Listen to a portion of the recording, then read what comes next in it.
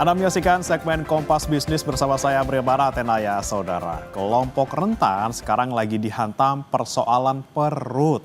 Indonesia yang mengklaim stok rekor dan melimpah, ini masyarakatnya justru membeli beras dengan harga mahal.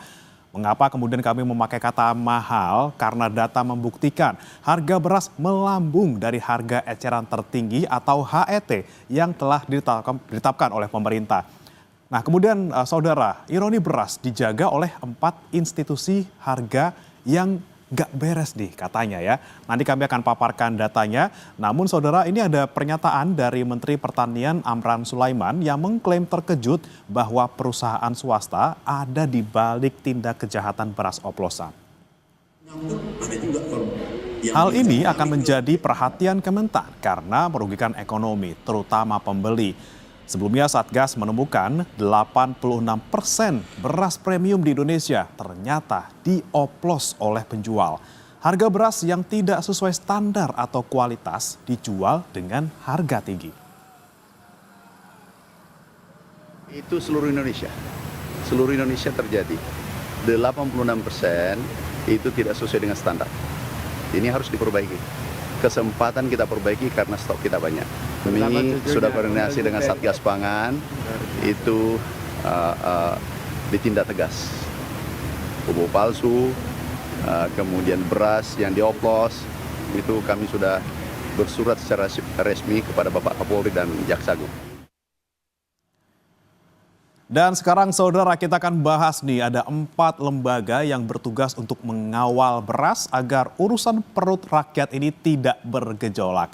Meski faktanya setiap tahun harga beras ini selalu nggak beres. Mau stoknya ada ataupun stoknya seret, ini sama-sama harganya selalu nggak beres saudara. Kita akan paparkan lagi nih ya. Yang pertama ada Kementan atau Kementerian Pertanian. Nah, urusan dari Kementerian Pertanian ini terkait dengan produksi beras dalam negeri. Dari dulu nih data produksi antara Kementan dan juga Bulog ini sebagai penyerap gabah petani kerap tidak akur. Yang paling baru Kementan mengajukan tambahan anggaran untuk 2026 menjadi 44,4 triliun rupiah.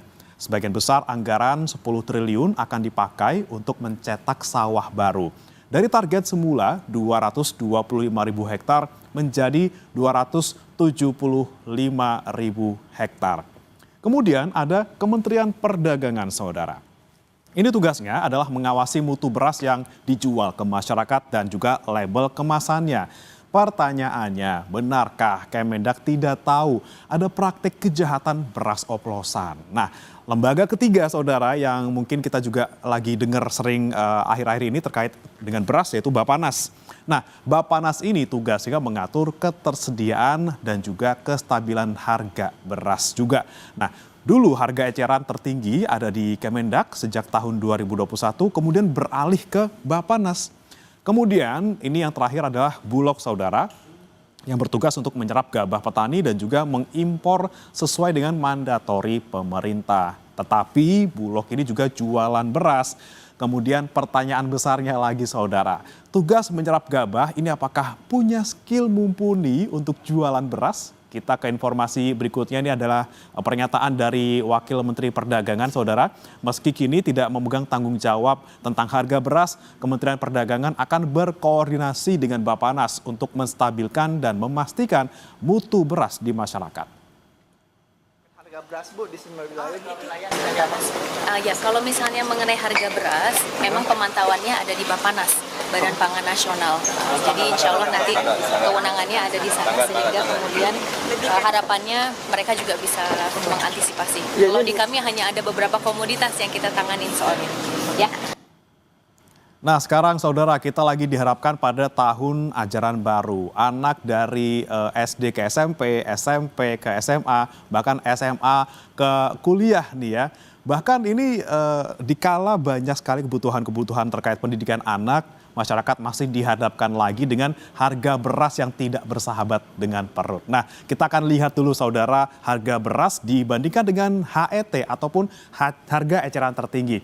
Ini kami ambil sumbernya dari panel harga Bappenas di 15 Juli 2025. Ini harganya per kilogram saudara Di beras medium harga pasar sekarang ini Rp14.209 per kilogram. Sementara harga eceran tertingginya itu di angka Rp12.500 per kilogram. Ya berarti ada selisih sekitar Rp2.000-an per kilogram, saudara.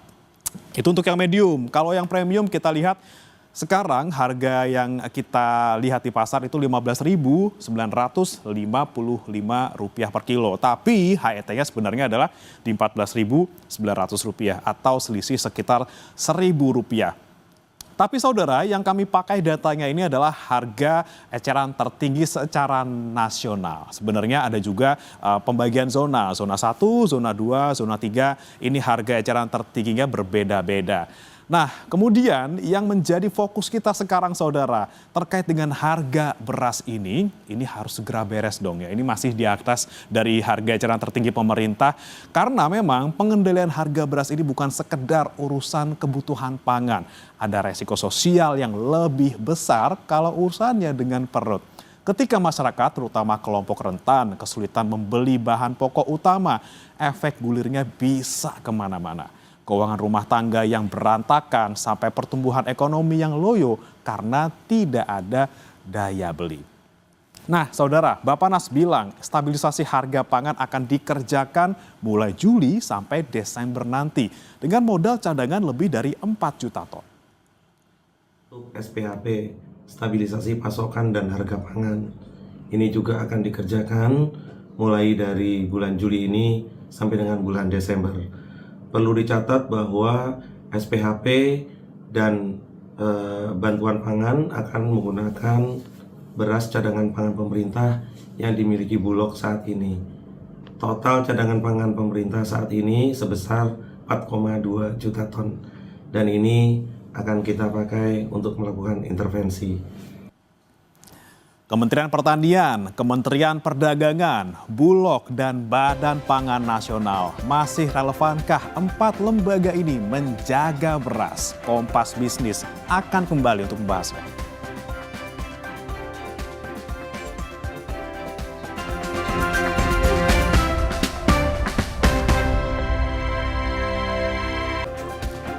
Kembali di Kompas Bisnis bersama saya Breman Atenaya, saudara. Menjadi sebuah ironi, dijaga 4 lembaga dengan stok berlimpah, harga beras nggak beres. Benarkah beras oplosan ini murni menjadi kejahatan swasta tanpa andil pemerintah?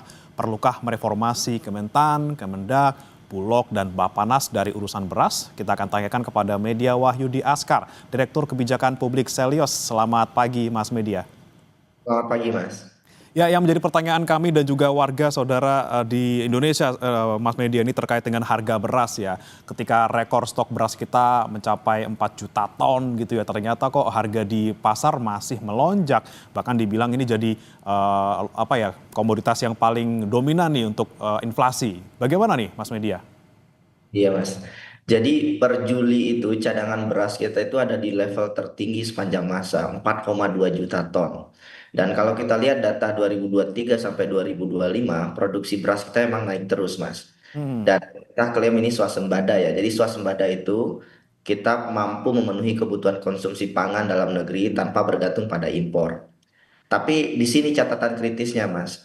Swasembada itu kan harusnya tidak hanya berbicara soal ketersediaan beras, tapi juga soal akses. Jadi percuma punya beras banyak, tapi masyarakat nggak bisa beli. Kenapa? Karena berasnya mahal, begitu ya.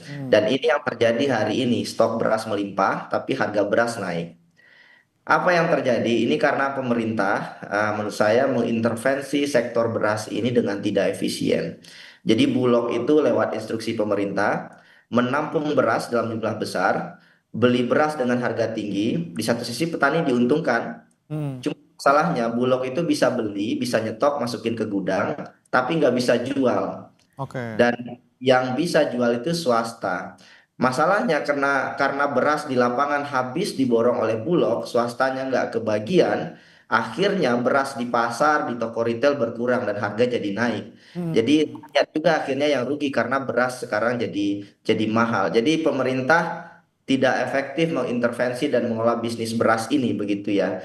Jadi sekarang semangatnya bukan lagi soal nyetok beras harusnya, tapi tantangannya gimana mendistribusikan beras lebih efisien, petani untung, rakyat juga bisa beli harga beras dengan harga murah gitu. Memang ini kan masalahnya tidak hanya di stok yang melimpah, tapi juga distribusinya sebenarnya. Tapi kalau kita bicara soal Bulog yang menyerap gabah petani dengan harga rata gitu ya, 6.500 dengan kualitas apapun gitu. Ini apakah bisa kita sebut sebagai pangkal masalah beras oplosan, kemudian juga pangkal dari melonjaknya harga, dan apakah artinya memang Bulog ini yang paling bertanggung jawab atas masalah mahalnya beras ini, Mas Media? Ya, sekarang kan Bulog main stok aja ya. Yang penting cadangan beras naik dan bahkan katanya stok beras di gudang di pasar-pasar juga digeser ke gudangnya Bulog begitu. Masalahnya ini nggak cuma soal harga beras juga Mas, tapi juga Bulog bisa rugi besar karena Hmm. kalau Bulog gagal mendistribusikan beras ini, beras itu kan paling lama hanya beberapa bulan. Dan kalau tidak disalurkan ya pasti jamuran, kutu, tikus, belum lagi banyak gudang Bulog yang tidak layak di daerah. Jadi ini Bulog harus segera mendistribusikan ini. Dan cuman masalahnya Bulog juga tidak bisa menjual harga murah karena kalau jual murah kan bisa dianggap bisnisnya bermasalah juga begitu ya. Hmm. Jadi sekarang tidak ada jalan lain untuk Bulog untuk mungkin bekerja sama dengan swasta memperkuat distribusinya sehingga beras yang ada itu bisa masuk ke pasar begitu ya. Hmm. Jadi harus ada mekanisme terobosan dari Bulog agar beras 4,2 juta ton itu tersalurkan gitu. Karena kalau tidak masyarakat harus siap-siap harga beras ini akan naik terus karena beras di lapangan habis disedot oleh Bulog tapi tidak kembali ke rakyat dengan harga murah begitu ya. Hmm. Ini seperti pepatah yang sebenar-benarnya begitu ya bahwa masyarakat Indonesia kelaparan di atas lumbung padi sendiri. Hmm. Kita sebada tetapi harga beras mahal. Ya mungkin tadi ya Mas ya 6.500 dibeli dengan harga rata gitu ya, tapi bagaimana kita bisa menyalurkannya dengan harga yang murah kalau kita beli dengan harga yang dalam tanda kutip mahal. Kemudian yang menarik juga Mas Media terkait dengan Kementerian Pertanian yang bilang kaget gitu ya beras premium ini dioplos dan jadi kejahatan swasta. Nah ini masa iya sih Mas nggak ada institusi pemerintah yang kemudian nggak tahu ada kejahatan beras oplosan? Kan selama ini mereka yang pegang data di hulu. Ini kan yang dipanggil oleh polisi terkait beras oplosan itu pemain besar semua dan merek ternama semua ya. Hmm. Dan ini memang macam-macam modusnya, mulai dari poles ulang, kemudian mengurangi mutu fisik, begitu ya, sampai kemudian mengakali harga gitu. Dan cuma saya melihat ini juga tanggung jawabnya pemerintah karena lemahnya sistem pengawasan pangan nasional dan ya singkat cerita ini juga akar masalahnya adalah kelemahan institusional dan sistemik begitu ya. Dan kalau boleh jujur, ini juga agak tricky ya. Kementan nggak berdiri sendiri. Jadi Kementan bisa jadi nggak salah juga karena Menteri Pertanian itu kan tugasnya ya dalam tanda kutip nyangkul, pastikan bibit padi itu jadi beras begitu ya. Hmm. Tapi soal bagaimana beras itu dijual itu ada di Kementerian Perdagangan yang ngatur lalu lintas dagang berasnya. Hmm. Nah ini Bahkan kalau ditelaah lagi, jangan-jangan ini salahnya Kementerian BUMN karena Bulog itu ada di bawah Kementerian BUMN begitu ya. Hmm. Dan Kementerian BUMN juga harus bertanggung jawab ini Pak Erick Thohir harus ngomong ini, jangan diam-diam aja ketika sudah bermasalah begitu dan pura-pura tidak tahu. Jadi Kementerian Pertanian nggak bisa sendiri, ada kementerian lain juga dan inilah yang membuat situasinya jadi kompleks karena masing-masing institusi punya narasi, data sendiri dan intuisinya sendiri terkait beras ini.